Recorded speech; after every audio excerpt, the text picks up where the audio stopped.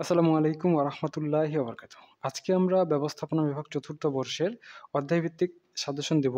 যে অধ্যায়গুলো সবচেয়ে বেশি গুরুত্বপূর্ণ আর্থিক ব্যবস্থাপনা। আপনাদের এই সাবজেক্টের পিডিএফ কিন্তু ইতিমধ্যেই আমাদের ফ্রি গ্রুপে দেওয়া হয়েছে। আপনারা যদি পিডিএফ চান সেক্ষেত্রে আমাদের ফ্রি গ্রুপ থেকে সংগ্রহ করে নিতে পারেন।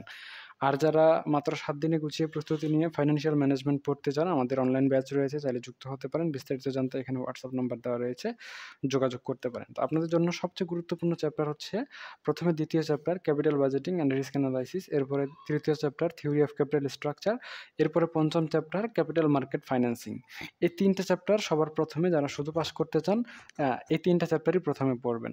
তো শেষ মুহূর্তে কিভাবে প্রস্তুতি নিবেন ফাইন্যান্সিয়াল ম্যানেজমেন্টের জন্য? ফাইন্যান্সিয়াল ম্যানেজমেন্টের জন্য আপনাদের জন্য ১ম স্টেপ 1 হবে, যারা শুধু পাস করতে চান ২য় অধ্যায়, ৩য় অধ্যায় আর ৫ম অধ্যায়। অর্থাৎ একটু আগে যে অধ্যায়গুলো দাগিয়ে দিলাম, এই ৩ টা অধ্যায় ভালো করে পড়ে নেবেন। ১ নাম্বার কাজ। ২ নাম্বার কাজ, যারা ফার্স্ট ক্লাসের প্রস্তুতি নিবেন তারা স্টেপ 1 কভার করবেন। স্টেপ 1 কভার করার পাশাপাশি আপনারা স্টেপ 2 কভার করবেন। ৪র্থ আর ৬ষ্ঠ অধ্যায়।